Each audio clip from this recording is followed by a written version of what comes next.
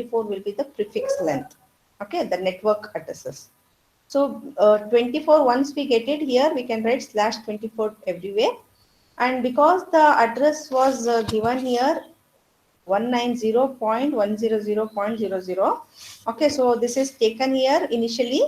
This is the starting address. Okay, and then because it is 256, one customer it can be given. So 0 to 255. Okay, so similarly next to 1.0 to 1.255. Last, because 64 customers are there, 63.0 to 63.255. And then 64 customers with 256 each address multiply, and then you will get this product. Similarly, second group it is made, and 128 into 128 we are getting this 16,384. In the third group, okay, so in the last class we have seen, in the third group also 128 customers are there, which requires only 64 addresses, so 0 to 63. Okay, so finally this is the last address of this block. So if you multiply again 128 into 64, we are getting some value. So this add all the three blocks, and then we'll get 40,960. Okay, so available is 65,000, subtract it, the remaining addresses is 24,576. So any other customers ask for this, then the ISP will provide. And this is the how actually we'll make a group. Okay, this I wanted to tell you. Actually, yesterday I could not show you the screen, so I explained it again, the same problem, very important problem.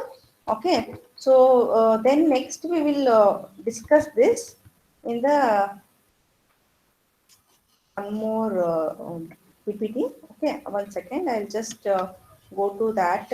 I wanted to explain this problem, that's why I came here. Okay, and okay.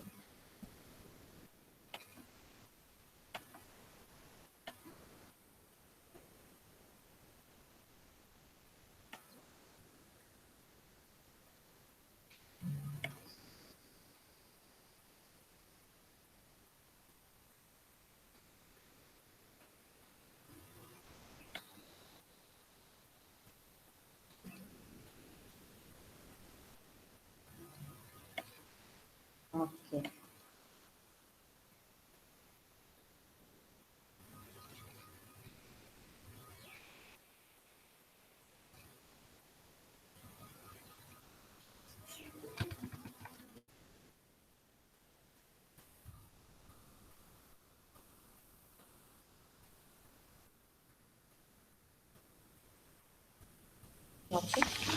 So let us see now how actually different nets, network 1 to network M are there, which are connected to a router through these interfaces.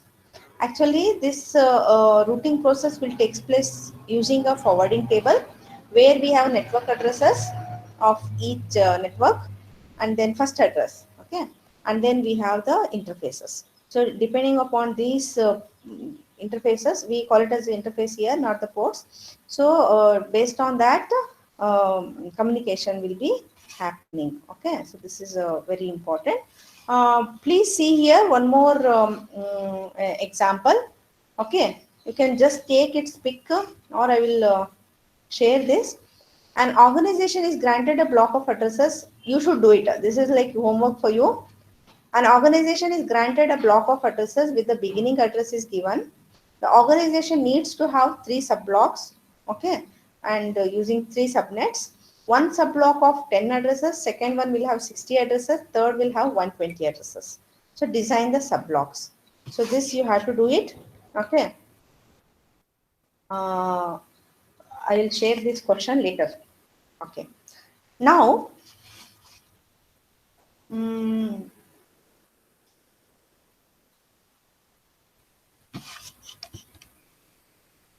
this is an example, one more, which we have seen subnetting, a large block dividing into smaller blocks. Okay, so this is ulta. Example, this we call it as a address aggregation. If at all, if smaller blocks are there, okay, and if you want to convert these entire smaller blocks, so you have some companies somewhere nearby areas, and if you want to combine and put it in one area, then you can go for this address aggregation. What we will do actually, here we have different blocks, so these different blocks we will combine, okay, to make a larger blocks. So this is the other name for this is called as super netting. Okay, so combining the smaller blocks into a larger block is super netting. Subnetting is converting a larger block into smaller blocks. Is it clear? Okay, so here we will have now the one block with the starting address, which will be the starting address of block 1, and the ending address, which will be the ending address of the block 4. Okay, so this will become a very large block, so that can be actually communicate with the outer world through internet. Okay, so this is called as address aggregation or super netting. Okay, so coming to the important part of this network layer is DHCP. Actually, DHCP is called as dynamic host configuration protocol, which is a protocol of application layer. Okay, so either in TCP/IP or in OSI model, we have this protocol. Okay, especially in TCP/IP. This application layer protocol, we can also use it for our transport layer as well as network layer. Okay, so we are making use of this protocol. Why it is required? Okay, see here, once we are getting from the ISP, Internet Service Provider, pool of addresses. Okay, now network administrator will be there. Their work is to manually assign addresses to the individual host. Okay, all the individual systems, they will assign one address to each computer. Okay, or the router. However, address assignment is in an organization. It can also be done automatically using this protocol. So what is this? Why this protocol is required? Dynamic host configuration protocol. It is actually a protocol required to assign the addresses to individual hosts or the routers automatically. Is it clear why DHCP is required? And this uses client server parity. Means, okay, so communication will happen between the client and the server. Clients are nothing but the systems to which we are going to have address, and the server is the one which is going to allocate the addresses. Okay, this is called as DHCP. Now DHCP has structure. Okay, it is like this. It's something. It looks like this. Okay, and we have actually total 8 messages. Okay, so but it is shown only. You can see here only partial information is given. Only 4 messages are shown. Discover, offer, request, and acknowledgement. Along with this, 4 more are there. Okay, so I'll tell you first. Initially, we'll understand this working of the DHCP. Okay, so you can see here it is this white color. You can see this will be the application layer part, and this is UDP part, and this is IP part. Okay, the color difference. Now, this is a client whose IP address is not allocated, and the server will be the responsible for allocating this address. How the server will allocate one address to client. Okay, so this one example shown, one client and the server. Similarly, how many clients are there? That many it will allocate automatically. Okay. So initially, DHCP discover will be there. Okay, so it will actually client will try to find out whether it can get any address from the server. So this message, okay, so we will not call it as a frame. We usually send a frame, right, in data link layer. Now, because it is a network layer, we are going to send a message or the packet. Okay, so this packet will have this information: transaction ID. Okay, so transaction ID is a common to client, which is actually generated from the client transaction ID, and then the same transaction ID even server will be using. See, you can see here all the transaction ID is a common 1001. Okay, so it is generated from the by the client. Okay, now the we this DHCP server discover messages sending to the server by sending this information. What is this? The transaction ID and the port, okay, source port and the destination port through which the communication will actually happen through the router. And initially source address is 00 and the destination address simply kept it as 1111, or we can write it in hexadecimal as 255, 255, 255 like that. This is over. Now the server is ready to serve the client. Then it will actually take the transaction ID and then this message will be sent. Okay. So the second parameter you can see, this is actually lease time. Lease time means how much time actually we will take it to communicate between a client and the server. Okay. So the lease time can go up to 5 days also. Okay, so 5 days also we can take the time lease time, but in this case it is taken 3600 seconds. That's it. Okay, now the along with that your address. Now see, this is the randomly generated address, and you can see here IP address is 181.14.16.170. That address is also given here, server address, and it is created one address, your address. Okay, that is client address, current client. Okay, that is the meaning of your address, and this is 182 is assigned randomly. And in turn the later once the offer it gets the ID, its own ID, the client address, it will make this client address as this ID. Okay, and okay, one more thing you just observe here, port address initially source will be 68, destination 67. Source is the port of client, destination port is nothing but server port.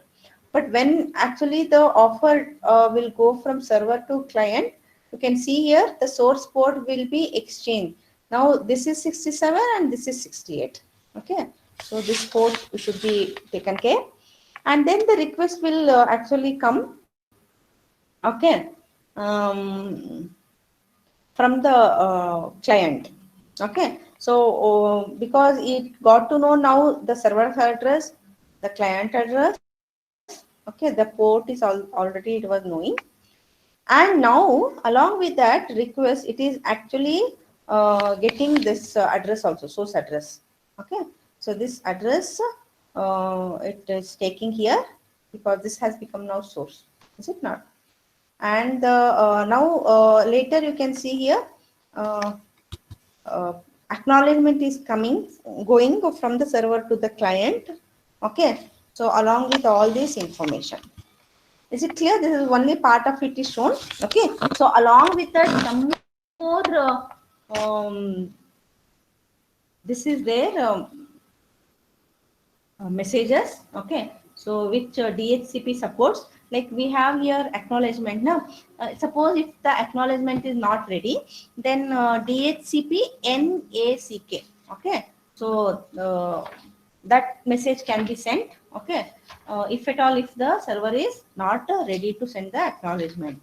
Okay, and along with that we have three more. Okay, if the uh, discover offer, request also, if at all if it is not ready to offer, then it will send a message decline, DHCP decline. It is not shown here, but if you want you write down DHCP decline is the uh, one more message. Okay, which is sent from the server to client, and then acknowledgement from server to client, negative acknowledgement or positive acknowledgement, and then DHCP release. Okay, request is there, na? Release is also there, and then DHCP inform. Okay, negative acknowledgement, release, inform, and then decline. these are the four messages which can be actually communicated between the client and the server of the DHCP. Okay, so this completes the part of the DHCP protocol. Now we will see something called as NAT. NAT is nothing but Network Address Translation. Okay, so why this is required, I'll tell you. Suppose if we have taken some 60 addresses from the internet service provider, okay.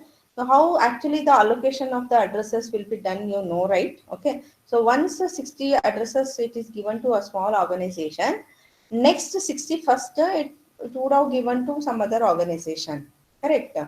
Now I have 60 and I have increased my business and I want to have some more addresses from the ISP. But ISP cannot give 61st address because it is already given to some other organization. So now the problem will come. Okay. So how to get the, okay, if you want, of course, internet service provider will give, but it will not be continuous. So instead of that, going for ISP, what we can do, we can have a private addresses. Okay, so that private addresses, so depending upon our server, we can have any number of addresses that we can have, and the universal addresses, which is actually given from the global addresses, which is given from the ISP. Okay, so NAT is nothing but a translator from private addresses to universal addresses or the this addresses. Okay, global addresses, that is IP addresses given taken from the ISP. Is it clear? Suppose if you have only 60 and if you want to make it 120 addresses, you can make it. So the remaining 60 will become your own private addresses. Okay, so there should be some translation between the two. So that translation is provided by this NAT, Network Address Translator. A technology that can provide the mapping between the private and universal addresses and at the same time support virtual private networks. Okay, so this is NAT. It allows a site, a network, to use a set of private addresses for internal communication, as I told you, and a set of global internet addresses, at least one you should have. If you want to have a connection to the internet, to the outside world, at least one connection you should have, a global internet connection. And to that you can connect how many number of private addresses that you can. This is an example of NAT here. You can see here, it's a NAT router. And this yellow color indicates a site using private addresses. This means this own network, our own network. This server is there. This is responsible to provide all these private addresses. But these private addresses will not be knowing by this entire external world, because the whatever the one connection we are taking from the ISP is this address 200.24.5.8. Okay, so this we have a NAT router which actually will translate this address into this address. Okay, so later this can be divided among these addresses like systems or the devices, and then it can be communication can go on. Okay, so address translation, how actually it happens, you just see here. As I explained, from the source this is a message going with a different address, the same thing translated from this network which is having this address. So it has converted back to 4.5.8. Okay, so from here again destination, okay, same thing will happen. This address is converted into this address. Okay, this translation, how actually it happens, you can just see here. This translation uses a table, we call it as a translation table. Usually the translation table will have two columns, but you can also have with more number of columns. If at all, if you are using different types of addresses, okay, you can either use only one IP address and then multiple private addresses, or you can have multiple IP addresses and multiple private addresses, or you can have along with the IP addresses some ports also. So depending upon that, this translation table will increase. Number of columns will increase. This is a simple one, 2-column translation table. Okay, so where you can see the private addresses are written and the translator will do this translation of converting into universal address. Is it clear? It follows these 4 steps. You can see making the table entry. This is one. And then 2, you can see here changing of the source address. Okay. So initially source address is private address. Okay. So source address is changed because it is a IP address. And access table. How from the table the universal address is accessed, and change the destination address. Okay, accordingly, this entire thing it is to be replaced by this. So like this communication translation happens between the private and the global addresses. Okay, so this is one more example. As I told you, we can have multiple column translation table. Here we have only 2 columns. Here we have multiple. This is one example of showing 5-column translation table. So private address, external address is there compulsorily. Along with that, internal port, that is private port and external port is there. See, external port address and port is almost common, but here you can see the address will be different and the port addresses will be different. Okay, and the last column is indicating which protocol it is using, because UDP also can be used, TCP also can be used, IP also can be used, any application layer protocols also can be used. So transport protocol, whichever it is using, wired means TCP, wireless means UDP, something like that can be used. So this is the 5-column translation table. Okay, so this is over now, and the last 2 topics are there, which you can study by yourself because already it is discussed. So this is how actually forwarding of the packets takes place using forwarding table. Okay, so either using the label or using the destination address. Okay, so the forwarding of IP packets takes place in the network layer. Please go through it. Okay, how the forwarding of the packets takes place using the forwarding table. Okay, either using labels or using destination address. Is it clear? Okay, so this we have already discussed in detail. Again, you can see in the textbook. Okay, and this completes the module 3. Okay, module 3 is completed now. Okay, and you people are listening.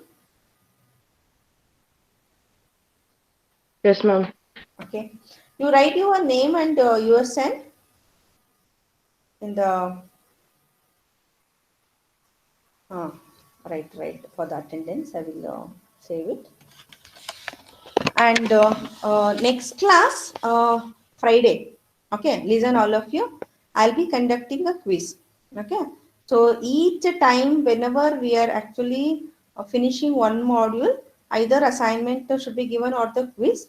If we give the assignment, simply it is a waste of time for you. You people have told in the proctoring meeting, and this message has been told to the higher authorities, and even principal has told we have to give very limited assignments. Okay, only where it is required, but quizzes we can take after each completion of each module. Okay, so quiz we will take, and also for the labs, after each lab session, like you people know, I think your uh, uh, lab in charge must have told. Okay, so the lab session will also go on, and we will be explaining demonstration of the lab experiments. Okay, but conduction, if you have the facility, you can do it. Otherwise, you can leave it. Once the semester starts, just execution of that you can do it and write the um, in your records. Okay, so if you have the records, you can write the programs whichever it is explained in the classes, okay, online classes, and only for the results part you can leave it. Once you come to college and you execute the program, okay, then you can fill the result part. Getting my point? Okay, so that is what it is told. So lab experiments will be something we have this idea. Okay, so now around 12:30, because you have class at both our arm class, is it not? 12:30, maybe by the time your class will end. Okay, you please inform your parents to come online. Okay, whatever systems you are using, your parents can come. Okay, so we'll have a PTM. Okay, so 12:30. Okay, because sir class is there, arm class. I will ask sir if he is ready. 12 o'clock only we will do it. Otherwise 12:30 I will send the link, or the same link also can be used. And please ask your parents, okay, to attend this meeting. Okay, so it will be only 6th A class teachers with course coordinators of 6th sem. Okay, so meeting will be, and your proctors. Okay, all of you have written your names. Any doubt you have in this module? Ma'am, will HOD also be Do you have any doubts?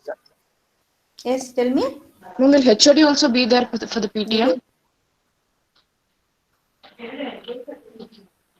I'm not able to hear you.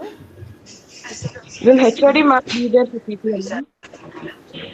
HOD ma'am, no, I don't think so. HOD ma'am will be there.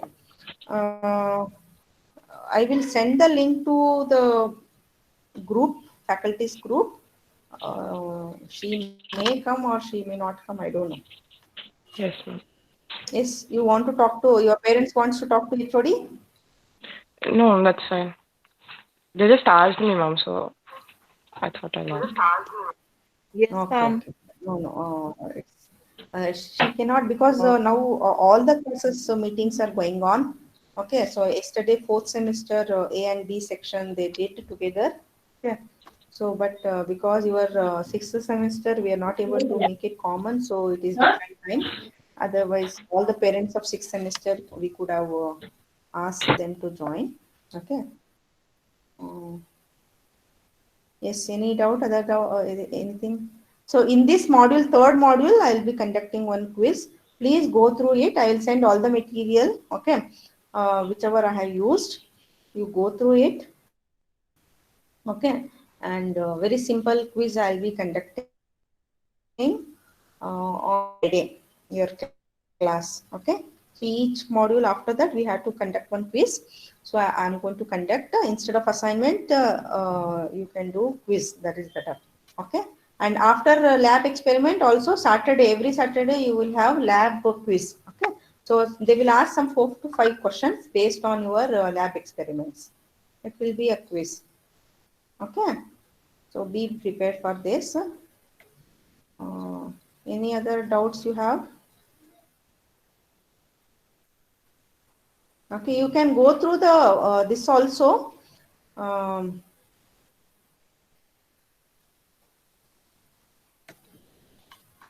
okay, I will inform madam also to join them. Okay, uh, if you want, you can ask any doubts. Okay, so I'll stop the meeting now.